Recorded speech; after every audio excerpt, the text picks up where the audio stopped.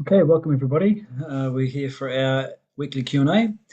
So the question that came through for this week, please explain rajasika renunciation and how to be aware of it, as well as sattvika renunciation and examples of both. Please explain seeing unity in diversity versus seeing diversity in unity. Okay, so you've seen here these phrases rajasika and sattvika. These are Sanskrit terms, which we'll go into, and it's describing different qualities of renunciation. So these are two terms we need to figure out. So let's quickly start with a recap of tamas, rajas, and sattva. So these are three Sanskrit terms that describe different mental textures or mental temperaments. So every human being is a mixture of all three temperaments. We all have tamas, rajas, and sattva within us. What we have in terms of the columns here is the different influences that each of them has on our mental state, on our personality. So tamas is the lowest of the three qualities, rajas is slightly better, slightly higher, sattva is the highest. We talk about them being better or higher with regards to their influence on our overall sense of well-being.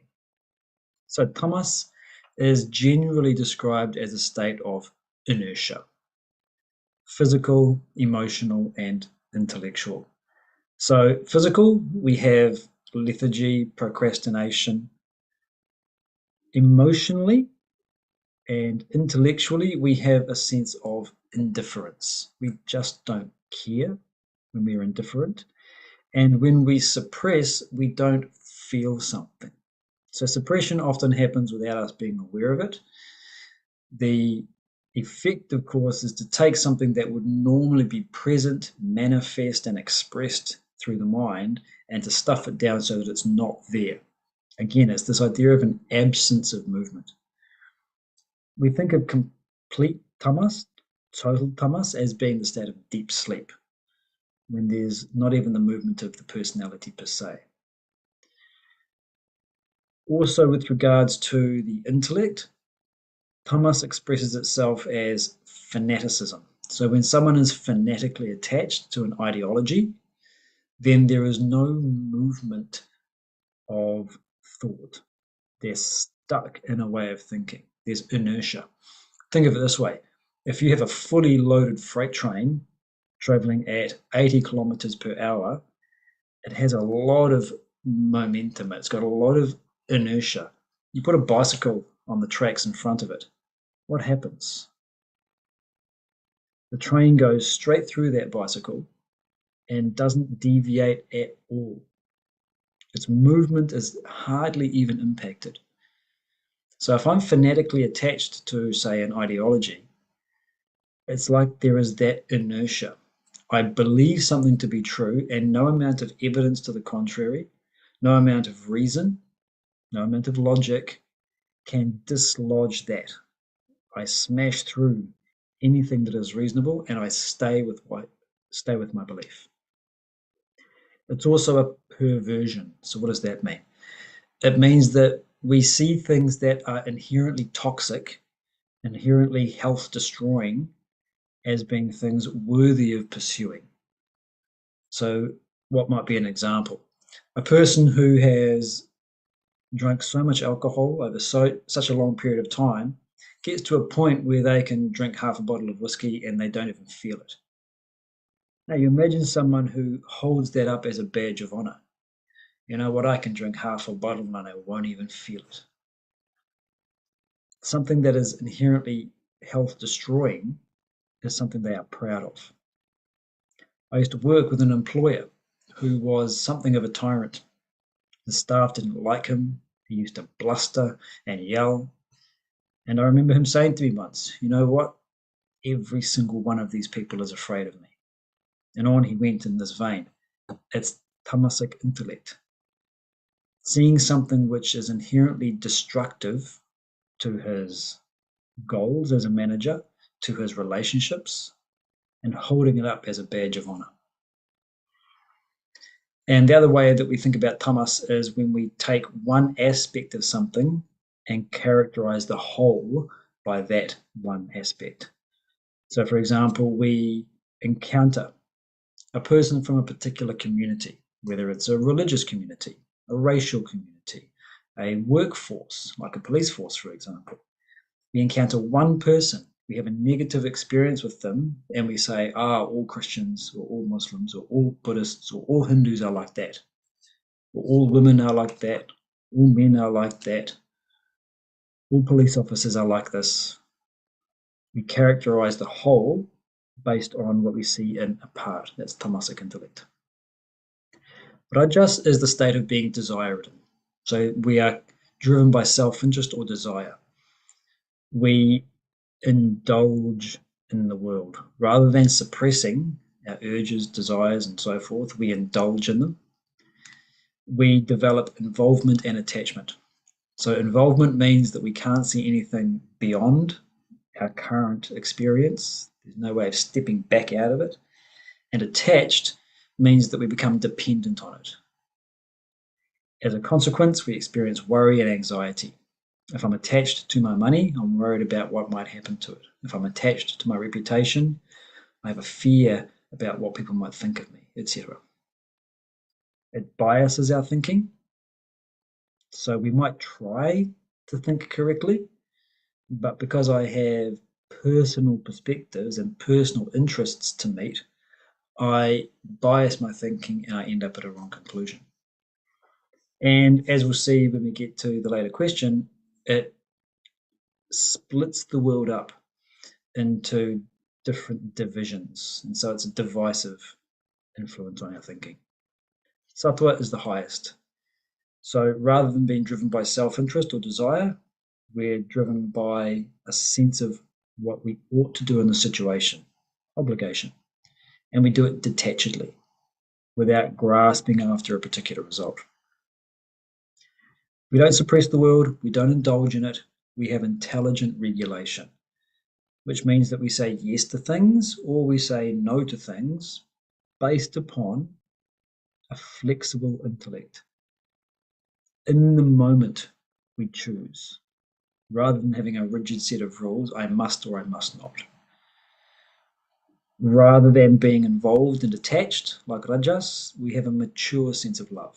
So that embraces others, gives them space, but doesn't grasp after them and demand from them.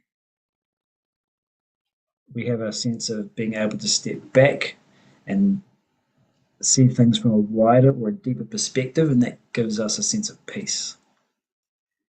And our thinking is clear, and there's a genuine humility. There is certainly more to know about this than I currently know. My perspective is not perfect. What else do I need to know?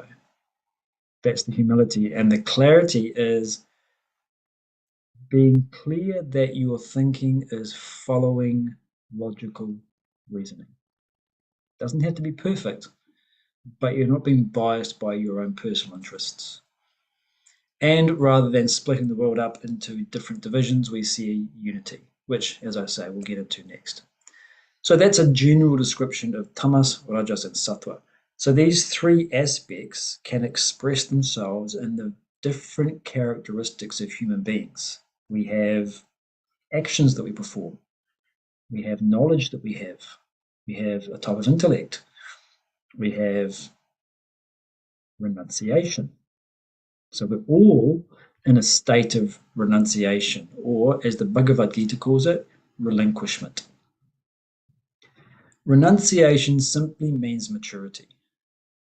Simple example, when you were 6 years old, you were completely caught up in the world of a 6-year-old, the toys and the relationships that were there. When you grow up and you're a 12-year-old or a 15-year-old, you have relinquished those things. You don't credit those things with any merit any longer. You have relinquished them. So renunciation isn't saying no to things. Renunciation is the natural growth to a more mature perspective in life based on a recognition of higher values, based on a recognition of where true well-being actually does lie. So we see this falling away of certain beliefs, attitudes, and behaviors as relinquishment.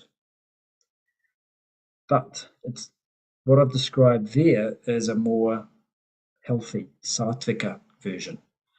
The question is explain rajasic renunciation and how to be aware of it.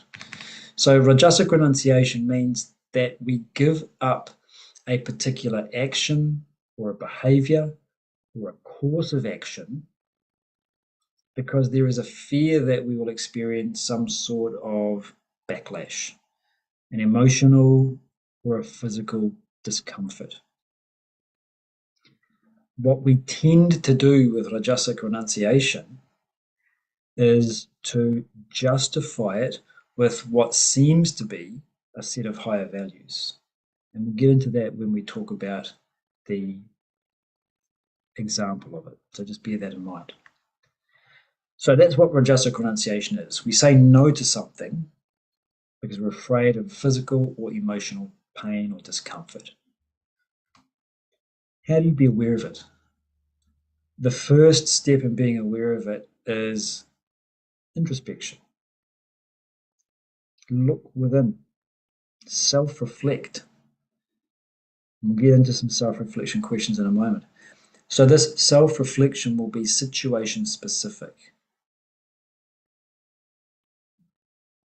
Before that happens, you have to understand what rajasic renunciation is. So, that's why I went into the discussion on Satwa, Rajas, and Tamas, so that at least there's a broad base of knowledge to work from. Then from there, we say, well, how does rajas appear with regards to renunciation or relinquishment? What does it look like? Then you need to understand ego. Okay, so what do we mean by the word ego? The word ego has a range of different definitions and connotations depending upon the context, depending upon who's talking about it. For the context here, we can say the ego is that part of the personality which makes everything all about me. We forget that there are other centers of conscious experience influenced by what I do and by what's going on around us, and we only see ourselves. So it means that we view the world and everything that's going on through our own personal demands rather than a totality view, which means that there are lots of beings with different demands, not just humans, rather than the totality view, which says that the actions today will echo in the future. And it also neglects to look at needs, whether they're my own or other people's or other beings or the environment. So the distinction between demands and needs is really important. I need food, water, sleep, companionship. These are things I need. Without them, I'm not a functional human being. In the same way that my car needs gasoline, water for the radiator, etc. Otherwise, it's not a functional vehicle. Those needs must be addressed. Distinct from those is demands. So a demand refers to something that I want, simply because I want it, irrespective of whether or not it serves my well-being and irrespective of whether or not it negatively impacts others. So again, there's that ego view. It's all about me. One of the ways we can visualize it is by looking at a child versus an adult. You have a young child in a situation that demands something inappropriate for the situation. You can't blame the child for being a child, but that child's tantrum needs to be properly governed by a discerning adult.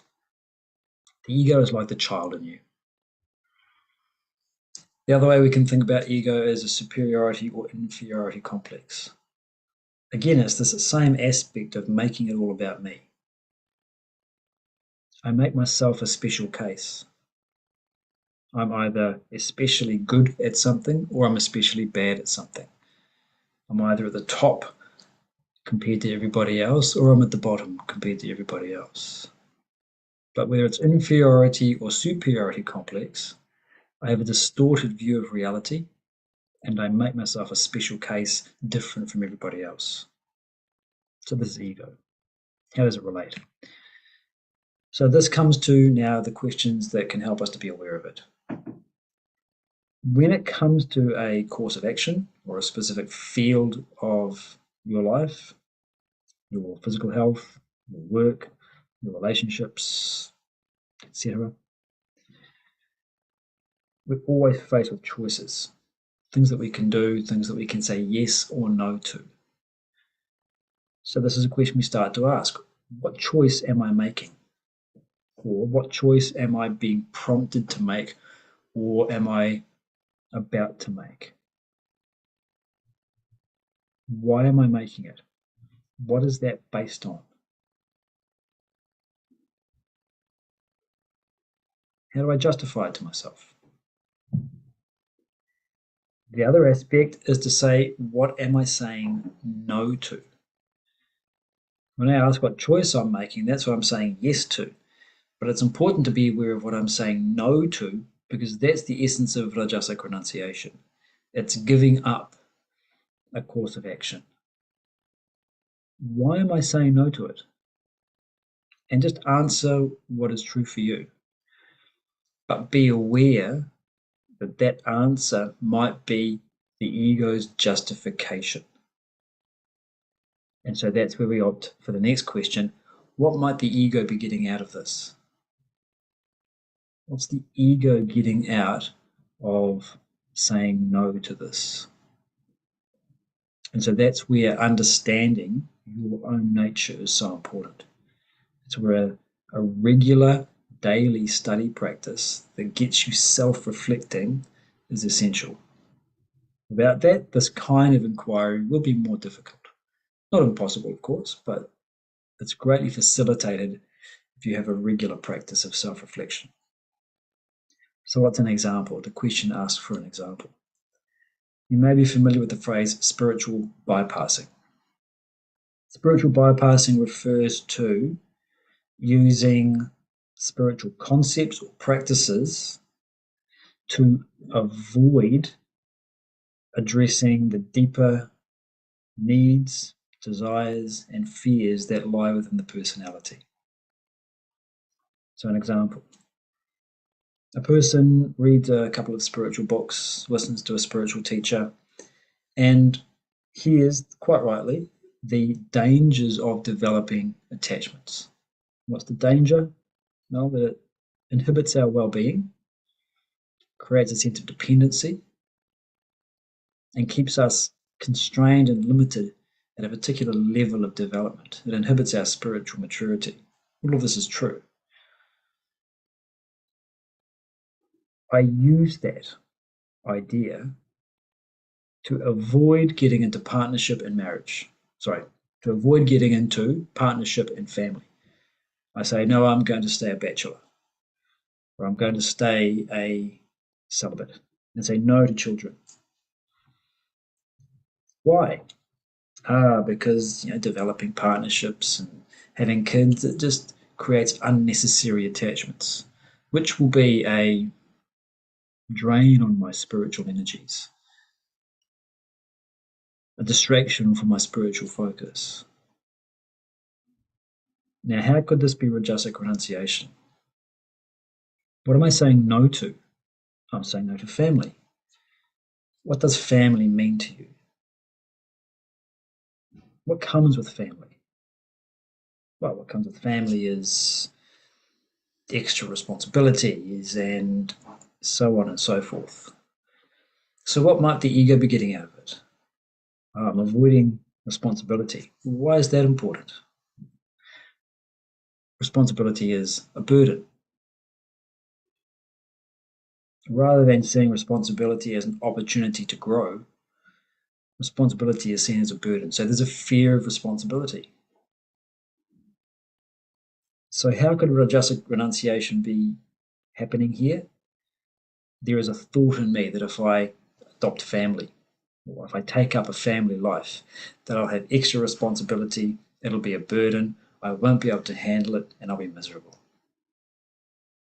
So I'm saying no to something, not because I have a genuine spiritual outlook, a conviction, an inspiration, an enthusiasm towards reducing my attachments and gaining self knowledge.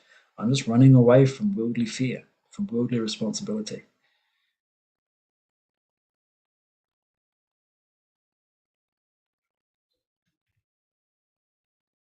How do we contrast that with sattvic renunciation? Let's go back to our chart. Sattvic renunciation has these three aspects. We're performing our obligation, we're not attached to the action itself, and we're not attached to the result of the action. So it's no longer all about me.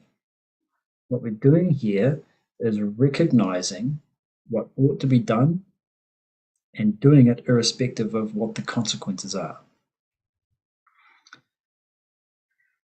So it's intellect governing mind, or you could say intellect governing ego, to stay with the earlier language.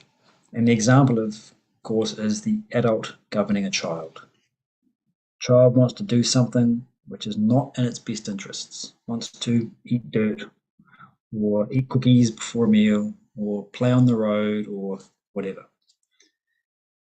Adult governs that behavior because it's not in the child's best interests.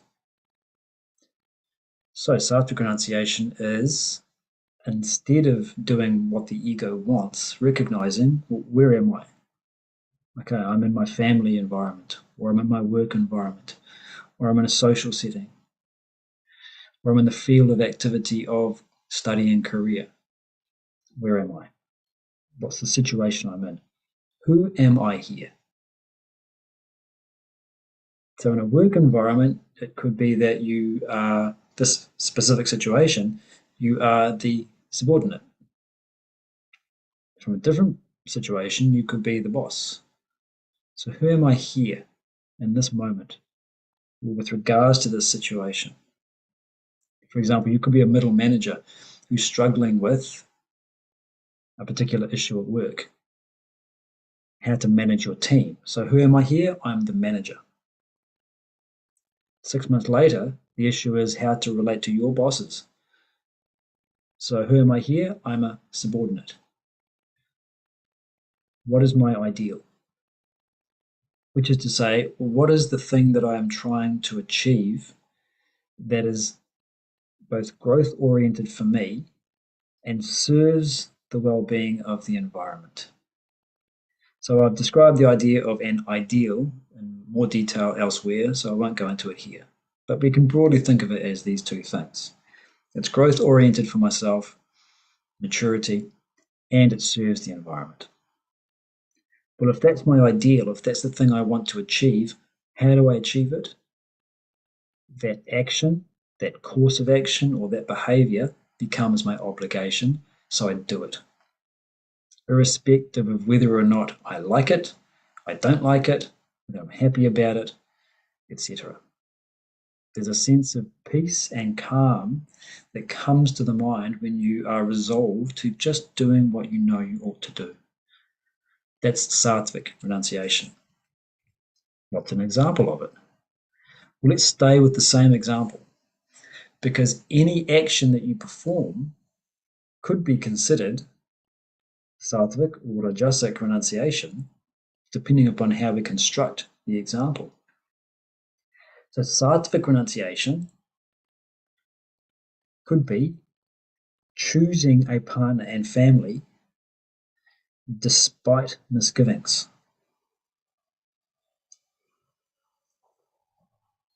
There's a sense I'm worried about that. What if I can't handle the obligation?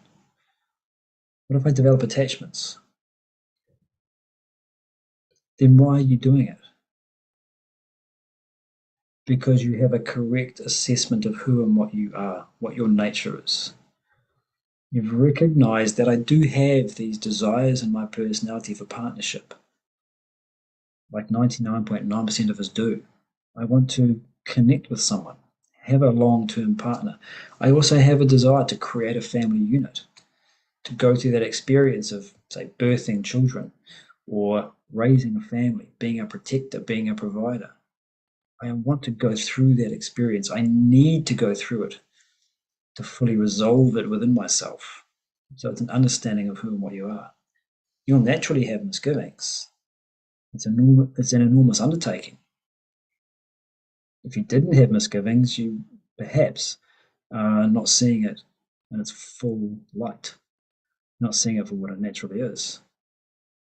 But nonetheless, it's your obligation to yourself, to your nature. And when you got married to your partner, you said, yeah, I think I could have children one day. And they have said to you prior to the nuptials, yeah, I really want a marriage and I really want a partnership and I want kids. So you knew what you were getting into. So there's an obligation to yourself, there's an obligation to your partner, so you do it. Or you choose not to do it for the exact same reason. There's pressure from within. Maybe I should. Won't I be miserable in my old age if I don't have kids? Everybody else is doing it. I'll feel like I'm ostracized, like I'm not part of the community. People will think I'm weird. There's pressure from within to do it. And there's pressure from without. Parents, friends and family, your community at large. When you're going to have kids, been married for 4 years, is there some problem? Despite the pressure that you're experiencing, you say no thank you to that. That is also Sattvic renunciation. And it is again based on an analysis of your nature, what your needs are, who you are.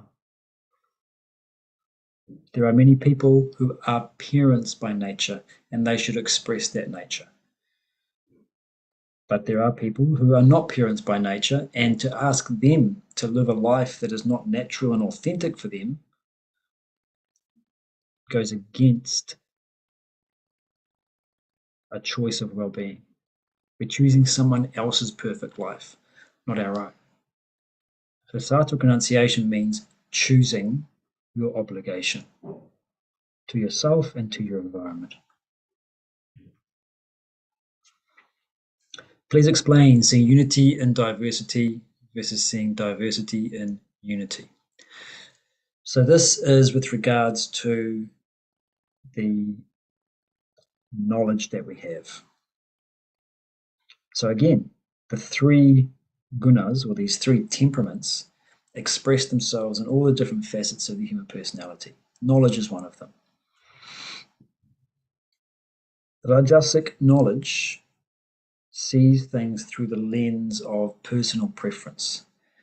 So, if I have a strong desire for material wealth, that lens comes down across my eyes, and when I meet people, I immediately categorize them as wealthy or not wealthy. And then I might split them up further: super wealthy, super unwealthy. And that determines who I associate with, who I believe has value, who I might consider as a partner. I've split the world up into different categories based on wealth. And if I have a value or desire for beauty, the same thing. For popularity, for cultural knowledge, for academic knowledge, for moral purity, for a spiritual outlook. My rajas, my desire, filters and splits up the population according to these different preferences and categories. So I see now a diversity where there is a unity. We're just human beings, each with our own temperaments. But that's not what I see. I see good, bad, moral, immoral, same as me, different from me. Now, in and of itself, that kind of categorization is not problematic because people are different. The problem comes when we bias ourselves. The problem comes not when we have a rational view of difference, but when we make a judgment call of human value based on them. And we afford people the respect or care, compassion, dignity, if they conform to what we like, if they conform to our desires, if they fall within what I consider the in group. And if you don't fall within that, you're in the out group, you don't get the same degree of respect and so forth. Then we've got different factions. Sattvic knowledge is able to see all of those differences, of course. But the person who has sattvic knowledge is also able to x-ray through the differences and see the commonality. So a relative example would be to say someone in a country who says, well, I belong to the blue party, and I see you belong to the green party, and you belong to the yellow party, and you belong to the red party.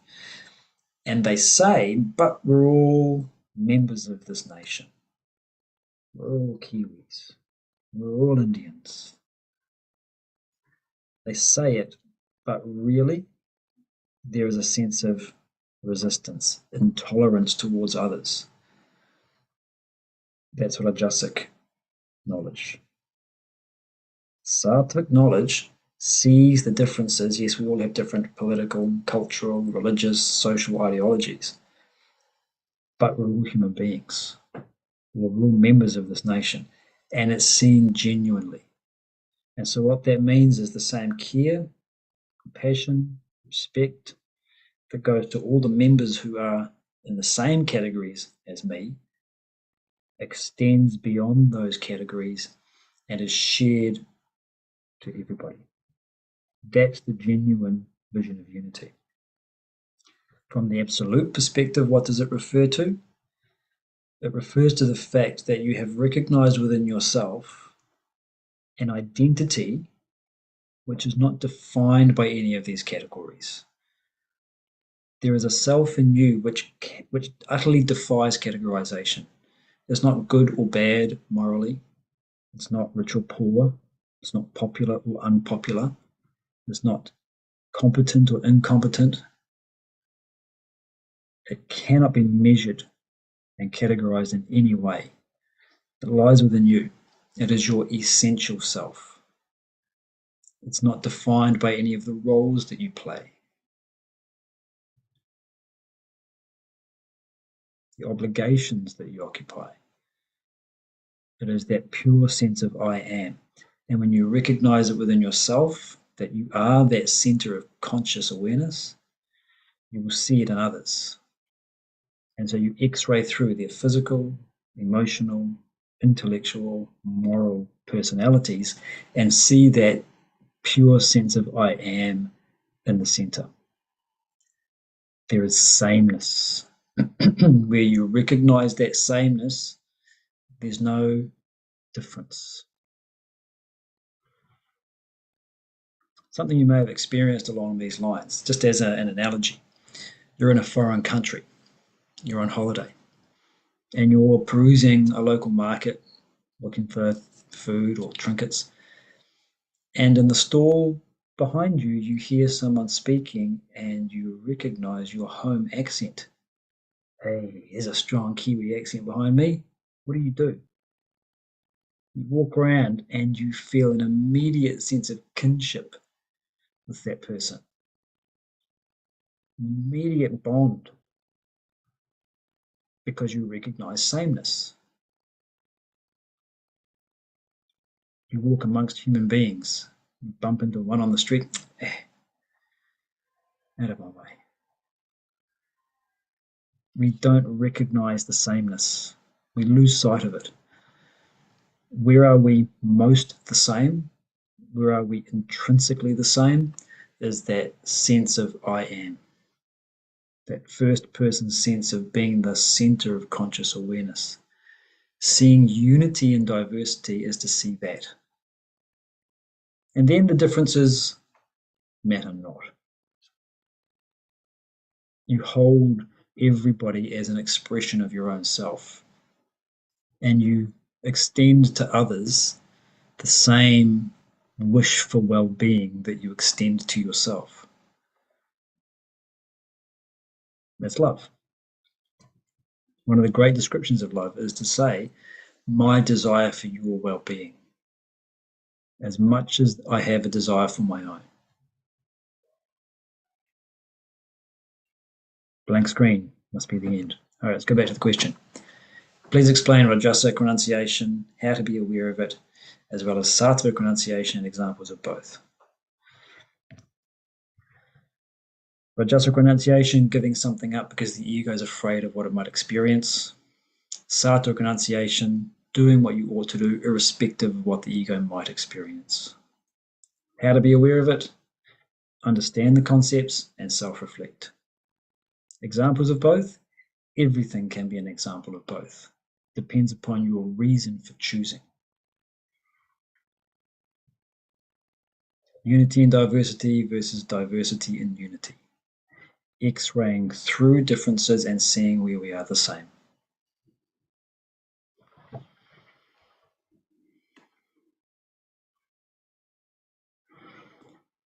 Okay, so that's the only question that came through for today.